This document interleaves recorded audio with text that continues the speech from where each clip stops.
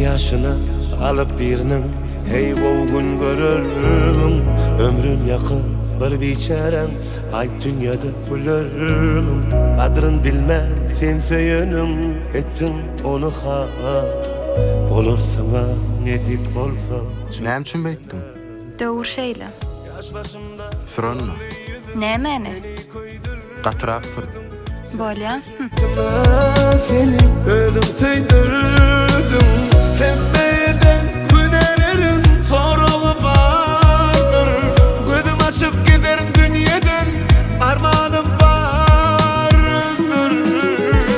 Senden gelen sana barınca beni koraydı Allah. Garip olsam benim gönlüm para benim burada. Seninle konuşup bilmen yanıp geçti sen sana. Ama dünyalerim birini baksız yedip nadana. Senden gelen sana barınca beni koraydı Allah. Garip olsam benim gönlüm para benim burada. Seninle konuşup bilmem yanıp geçti geçen sana. Ama dünyalerim birini baksız yedip nadana.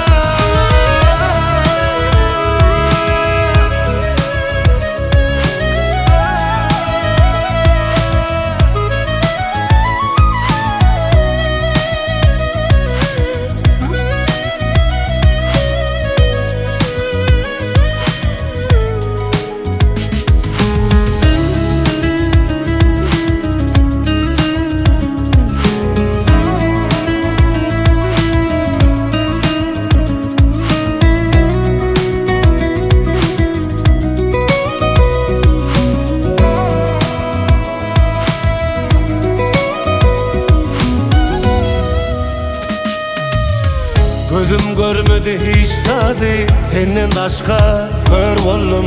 Şey dip söysemem ben seni söyürmedim har oldum. Sen bolsan verirdim ben bükürlenmen canımı.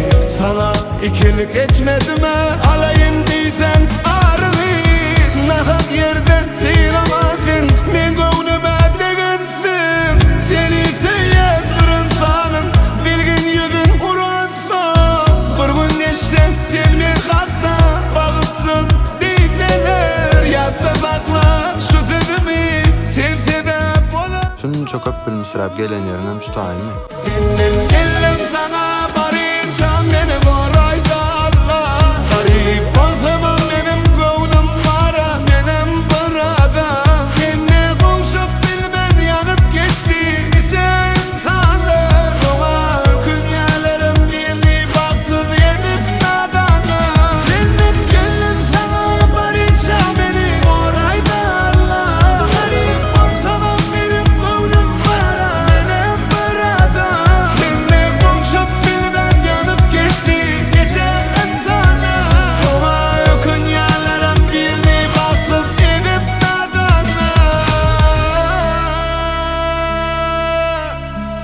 Geçmeli dünyadan geçince yakma yanarsın. Gör közünü, gör